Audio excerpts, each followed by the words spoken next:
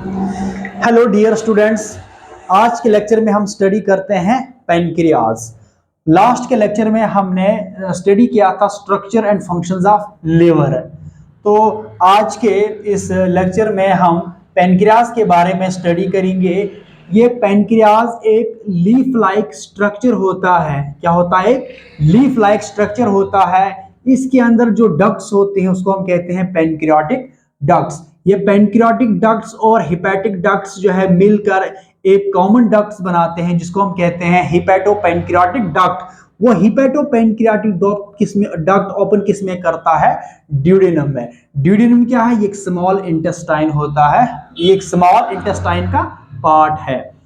तो आज इसमें हम यही स्टडी करेंगे कि पैनक्रियाज क्या है और पैनक्रियाज का स्ट्रक्चर कैसा है और इसके फंक्शंस क्या है। पैनक्रियाज एक इलांगेटेड ग्लैंड है। जिस तरह से लीवर ग्लैंड है इसी तरह से पैनक्रियाज भी क्या है? एक ग्लैंड है, एक इलांगेटेड ग्लैंड है that lies behind and below the stomach. जो स्टोमक के बिल्कुल नीचे ये ग्लैंड मौजूद होता है। और ये जो पैनक्रियाज है it has both exocrine as well as endocrine functions. अब इस लीवर के अंदर दोनों फंक्शंस कैरी होते हैं। एक्सोक्राइन फंक्शन भी होता है और एंडोक्राइन फंक्शन भी होता है। यहां पर आप कॉन्सेंट्रेट कीजिए कि एक्सोक्राइन क्या होता है और एंडोक्राइन क्या होता है। देखिए, exocrine it act as a exocrine gland as well as endocrine gland. तो एक्सोक्राइन ग्लैंड अगर ये फंक्शन करता है तो एक्सोक्राइन में क्या होता है कि इसमें जितने भी जो सिक्रेशंस होती है, इसमें जो भी केमिकल्स या जो सिक्रीट होता है वो किस में होता है? डक्ट्स में। एक्सोक्राइन में जो सिक्रेशन होती है, एक्सोक्राइन के पोर्शन में जो सिक्रेशन होती है वो कहां पर आती है? डक्ट्स में। और डक्ट के जरिए से वो किसी स्पेसिफिक पॉइंट तक पहुंच जाता है। तो एक्सोक्राइन में क्या होता है? एक एक्सोक्राइन ग्लैंड क्या होते हैं? अगर ये पैनक्रियाज एक्ट करता है एज एक्सोक्राइन ग्लैंड तो एक्सोक्राइन ग्लैंड में क्या होता है? इसमें जो भी सिक्रेशन होती है वो डायरेक्टली कहां पे चले जाता है? ब्लड में। और एक्सोक्राइन क्या हो, ये एंडोक्राइन क्या होता है? ये डक्टलेस होता है। एक्सोक्राइन में डक्ट्स होते हैं और एंडोक्राइन में ये डक्टलेस होता है।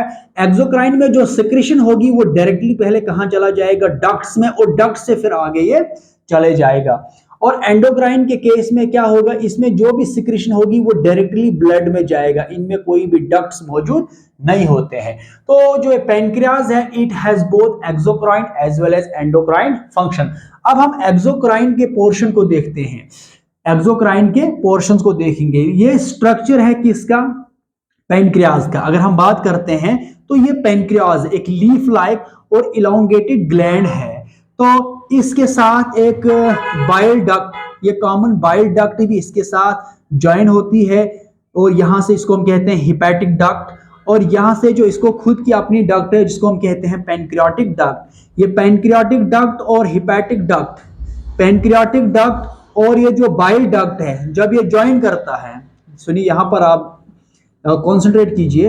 ये पैनक्रियाटिक डक्ट और ये कॉमन बाइल डक्ट जब आपस में फ्यूज होते हैं तो ये इसमें एक सिंगल डक्ट बनती है जिसको हम क्या कहते हैं?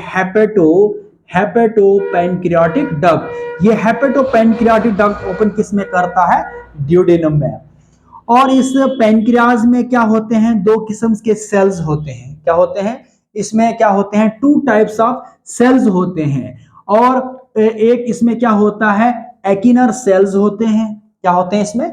एकिनर सेल्स होते हैं। ये ब्लैक कलर के जो है ये एकिनर सेल्स है। क्या है ये? एकिनर सेल्स है। और ये जो ब्लू कलर के हैं इसको हम कहते हैं आइसोलेट ऑफ लैंगरहॉन्स।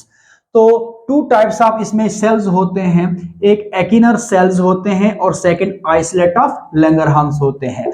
अगर हम एक्सोक्राइन पोर्शन को पढ़ेंगे तो एक्सोक्राइन पोर्शन में पैनक्रियाज के अंदर कुछ ग्रुप्स ऑफ सेल्स होते हैं जिसको हम क्या कहते हैं? एकिनार सेल्स।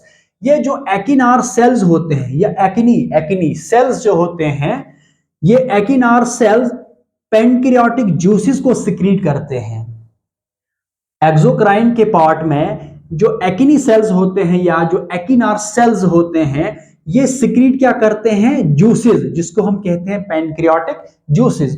और इन पैनक्रियाटिक जूसेस में क्या होते हैं, पैनक्रियाटिक एंजाइम्स होते हैं।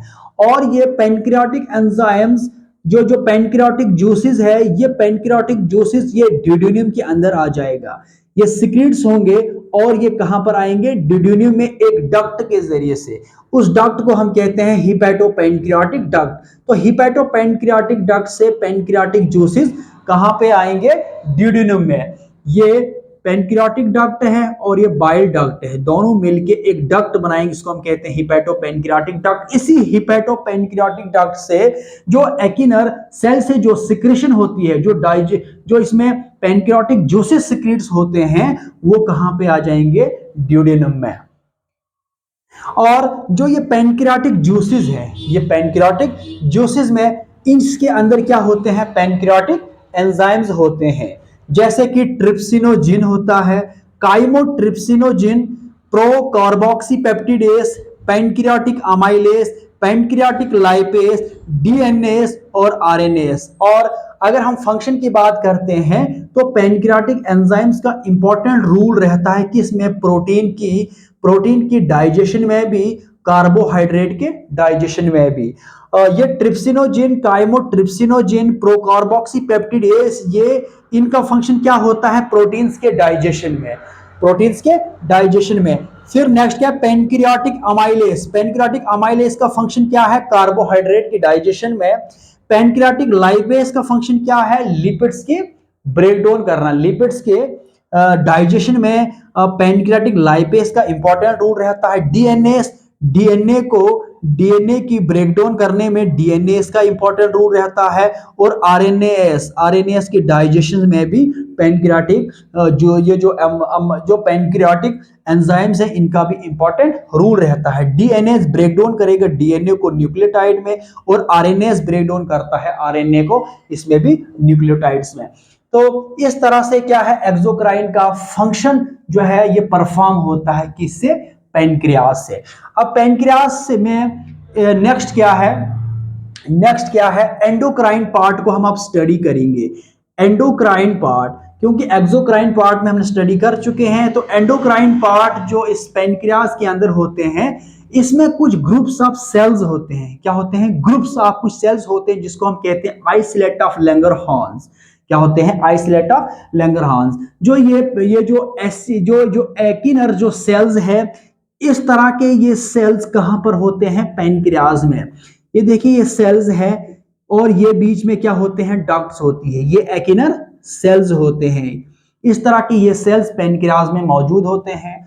और ये जो आइसोलेट ऑफ लैंगरहांस है, ये आइसोलेट ऑफ लैंगरहांस की डायग्राम है, यहां मैंने ड्रॉ किया है। इसके अंदर से ये सेल इस तरह से होते हैं, ये आइसोलेट ऑफ लैंगरहांस होते हैं, और इसमें डिफरेंट टाइप्स के सेल्स होते हैं।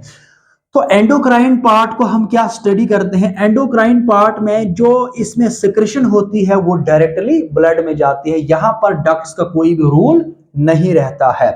तो इस एंडोक्राइन का जो पोर्शन होता है पैनक्रियाज में, इसमें groups of isolate of Langerhans होते हैं। और उस group of isolate of Langerhans में डिफरेंट टाइप्स ऑफ सेल्स होते हैं। इसमें अल्फा सेल्स होते हैं, बीटा सेल्स होते हैं, और डेल्टा सेल्स होते हैं। ये जो है ये अल्फा सेल्स होते हैं इसमें, और ये जो ग्रीन है ये बीटा सेल्स होते हैं, और ये जो रेड से है ये डेल्टा सेल्स होते हैं। इनके डिफरेंट फंक्शंस है। जो ये अल्फा सेल्स है ये सिक्रीट करता है ग्लूकागोन को, बीटा सेल सिक्रीट करता है इंसुलिन को, और जो डेल्टा सेल होते हैं ये सिक्रीट करते हैं सोमैटोस्टैटिन हार्मोन्स। ये सारे हार्मोन्स है, ग्लूकागोन हार्मोन्स है, इंसुलिन हार्मोन है, सोमैटोस्टैटिन हार्मोन। ये तीन जो किस्म के जो हार्मोन्स है ये सिक्रीट होते हैं कहां से सिक्रीट होते हैं, आइसोलेट ऑफ लैंगरहांस से।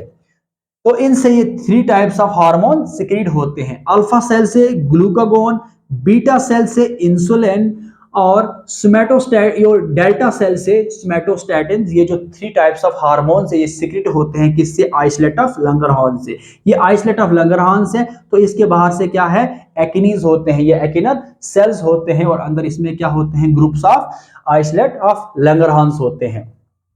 अब इनसे जो इंसुलिन सिक्रीट होता है, ग्लूकागॉन सिक्रीट होता है और सोमैटोस्टेटिन सिक्रीट होते हैं। इनके अलग अलग फंक्शन है।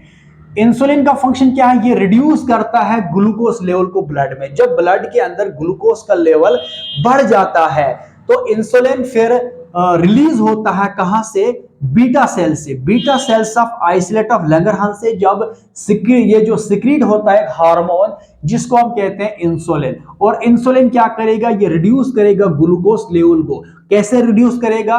तो जितने ब्लड्स के अंदर ग्लूकोज मॉलिक्यूल्स है वो ब्लड के जरिए से वो सारे ग्लूकोज मॉलिक्यूल कहां चले जाएंगे? लिवर्स में। और लिवर्स में क्या होगा? एक फंक्शन प्रमोट करेगा इंसुलिन।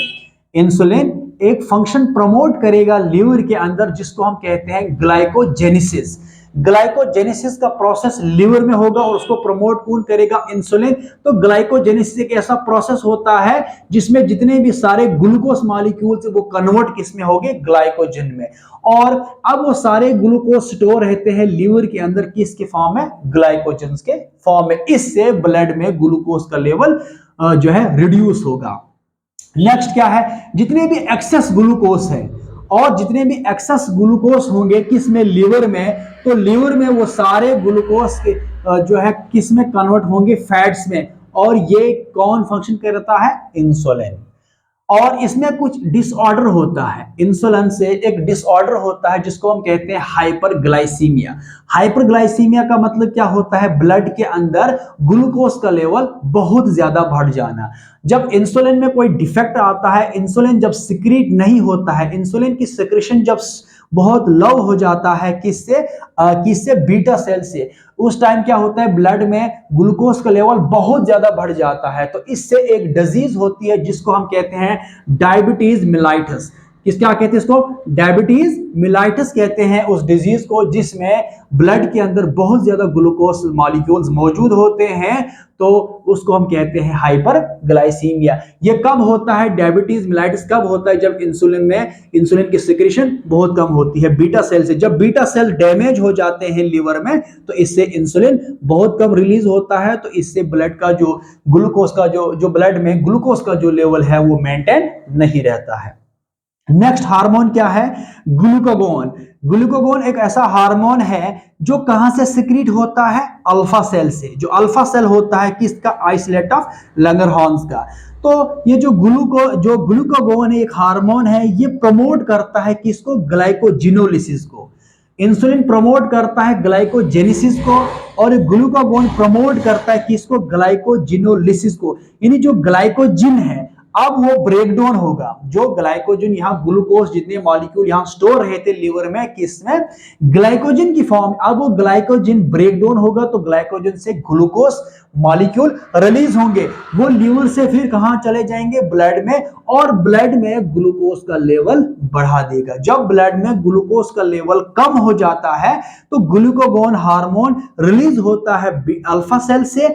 और अल्फा सेल से फिर ग्लूकोज का अल्फा सेल से जब ग्लूकागोन रिलीज होगा तो ग्लूकागोन प्रमोट क्या करेगा? ग्लाइकोजिनोलिसिस को। कहां? लिवर में। तो वहां से ग्लूकोज के मॉलिक्यूल रिलीज होंगे, वो ब्लड में आकर ब्लड के अंदर ग्लूकोज के लेवल को मेंटेन करेगा। तो ये फंक्शन है इंसुलिन का और ग्लूकागोन का। इसके बाद एक डेल्टा सेल से सिक्रीट होता है सोमैटोस्टेटिन। ये क्या काम करता है? ये रेगुलेट करता है सिक्रीशंस ऑफ, ये रेगुलेट करता है सिक्रेशन ऑफ इंसुलिन को और ग्लूकागोन को। तो इसके पीछे जो है सोमैटोस्टेटिन का इंपॉर्टेंट रोल रहता है कि ग्लूकागोन की सिक्रेशन कब हो और इसको कब रोकना है, इंसुलिन की सिक्रेशन कब हो, इंसुलिन की सिक्रेशन को कब स्टॉप करना है। तो सोमैटोस्टेटिन इनके पीछे जो है इसका इंपॉर्टेंट रोल प्ले करता है। तो ये हमने पढ़ा पेनक्रियाज। पेनक्रियाज इलोंगेटेड ग्लैंड है, इसमें एक्सोक्राइन और एंडोक्राइन दोनों फंक्शंस होते हैं। इसमें हमने एक्सोक्राइन पार्ट में एक्टिनिन सेल्स होते हैं जो पेनक्रियाटिक जूसेस सिक्रीट करते हैं जिसमें एंजाइम्स होते हैं trypsinogen, chymotrypsinogen, procarboxypeptidase, pancreatic amylase, lipase, DNase, RNase, जिनका इंपॉर्टेंट रोल रहता है फूड के डाइजेशन में। और नेक्स्ट हमने पढ़ा एंडोक्राइन का फंक्शन। इसमें क्या है? इसमें groups of isolate of Langerhans होते हैं जिसमें alpha cell, beta cell, delta cell होते हैं। इससे अल्फा सेल से ग्लूकागोन रिलीज होता है तो इंसुलिन बीटा सेल से और सोमैटोस्टेटिन कहां से? डेल्टा सेल से, जिसका इंपॉर्टेंट रोल रहता है इसमें हमारे ह्यूमन बॉडी के अंदर। जैसे इंसुलिन का इंपॉर्टेंट रोल रहता है, ग्लूकोज के लेवल को मेंटेन रखता है, यानी रिड्यूस करता है ग्लूकोज के लेवल को ब्लड में, और ये इंक्रीज करता है ग्लूकोज के लेवल को ब्लड में, जिसे ग्लूकागोन है, और सोमैटोस्टेटम जो है रेगुलेट करता है इनकी सेक्रेशन को। तो आज के इस लेक्चर में हमने स्टडी किया है structure of pancreas and pancreas के फंक्शंस को। Thank you so much.